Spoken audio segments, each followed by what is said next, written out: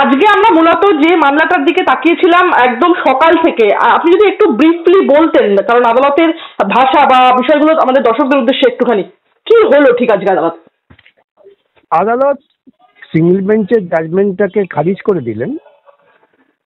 মূলত যেটা আদালতের কাছে বিচার্য হলো সেটা হচ্ছে যে এতদিন ধরে চাকরি করছে তাদের পরিবারের কি হবে। এটা আইনের থেকেও আবেগটা অনেক বেশি কাজ করেছে আদালতের কাছে।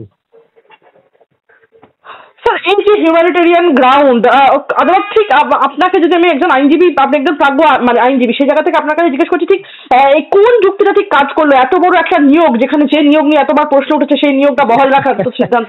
আপনারা তো শুনলেন, বিচারপতিরা মনে করছেন যে এটা এতদিন পর এদের চাকরি গেলে এদের পরিবারের কি হবে। সুতরাং বিচারপতিদের কাছে যেটা অনেক বেশি আবেদন হয়েছে যে লোকগুলো বেকার হয়ে যাবে, কিন্তু যারা যথাযথভাবে চাকরি পেল না তাদের যোগ্যতার ভিত্তিতে, সেটা গুরুত্ব পায়নি। বিচারপতিরা সেভাবে বিচার করেছেন, সেই বিচারের রায় তো এখন মানতেই হবে। এই যে রায়দান, এই ভার্ডিক্ট কিভাবে দেখছেন স্যার আপনি? আর এই রায় বাঞ্ছনীয় নয়। এই রায় প্রকৃতপক্ষে দুর্নীতিকেই প্রশ্রয় দেবে। একদমই। স্যার, আদালত কি কোথাও গিয়ে এই যে দুর্নীতিকে সীমিত আকারে দেখলো, নাকি ব্যবস্থাগত ত্রুটি হিসেবে গ্রহণ করলো? ব্যবস্থাগত ত্রুটি হলেও তো বাতিল হওয়াই উচিত। আমাদের দুর্নীতি ছিল ব্যবস্থাগত, ইনস্টিটিউশনাল করাপশন, যেটা ছিল আমাদের আর্গুমেন্ট। এখন প্রকৃতপক্ষে এই রায়ের ফলে রাজ্য সরকারের যারা দুর্নীতি করেছেন তারা উৎসাহিত হবেন যে দুর্নীতি করেও পার পাওয়া যায়। স্যার, যাদের চাকরি নিয়ে একটা টানাপোড়েন চলছিল, এখন কি তারা স্থায়ী একটা নিয়োগের পথ পাবেন? তাই তো পেলেন, আপাতত তাই পেলেন। এখন যদি এর বিরুদ্ধে আবার সুপ্রিম কোর্ট অ্যাপিল ট্যাপিল হয়, সুপ্রিম কোর্ট কি করে দেখা যাবে। আগামীতে আপনি বলছেন এই রায়কে চ্যালেঞ্জ করে আপনারা কি সুপ্রিম কোর্টে মুভ করবেন?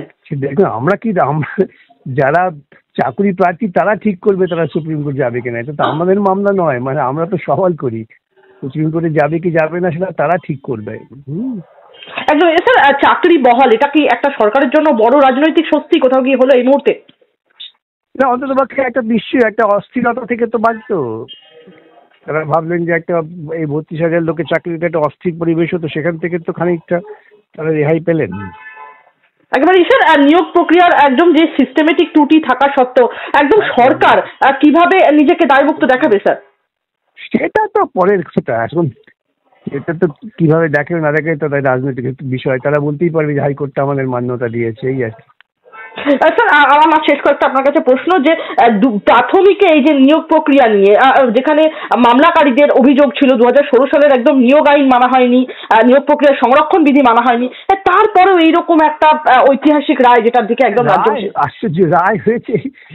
রায়টাকে তো আমাদের মানতে হবে, না মানলে যারা ক্ষুব্ধ হবেন তারা হায়ার কোর্টে যাবেন। এটা আশ্চর্য হওয়ার কি আছে? স্যার, চাকরি বহাল মানে কি কোথাও গিয়ে দুর্নীতির মামলা শেষ, নাকি তদন্ত চলবে? না, দুর্নীতির মামলা তদন্ত চলবে, কিন্তু যারা দুর্নীতি করেছেন তারা ওখানে তো অতিরিক্ত বল পাবেন আর কি। স্যার, যেসব ওএমআর বা সুপারিশ নিয়ে প্রশ্ন ছিল, এগুলো কি এখন অপ্রাসঙ্গিক তাহলে? না, অপ্রাসঙ্গিক হবে কেন? যদি হায়ার কোর্টে যায় তখন বিচার হবে। স্যার, শেষ ছোট্ট দুটো প্রশ্ন আপনার কাছে, দুর্নীতির দায়ের অভিযুক্তদের কি পৃথকভাবে কোথাও গিয়ে শাস্তি দেওয়া হবে? না, সেটা তো অন্য ক্রিমিনাল কেস চলছে, ক্রিমিনাল কেস চলবে, সেটা কোনো বড় কথা নয়। কিন্তু এটা প্রকৃতপক্ষে একটা প্রাতিষ্ঠানিক দুর্নীতিকে খানিকটা প্রশ্রয় দেওয়া হলো, আর কিছুই না। আপনারা যে সবসময় বলেছেন যে ইনস্টিটিউশনাল করাপশন, এর বিরুদ্ধে আপনাদের লড়াই ছিল এবং থাকবে, সেই লড়াই কি কোথাও গিয়ে জারি থাকবে? তাও থাকবে না, ইনস্টিটিউশনাল করাপশনের বিরুদ্ধে লড়াই সবসময় থাকবে।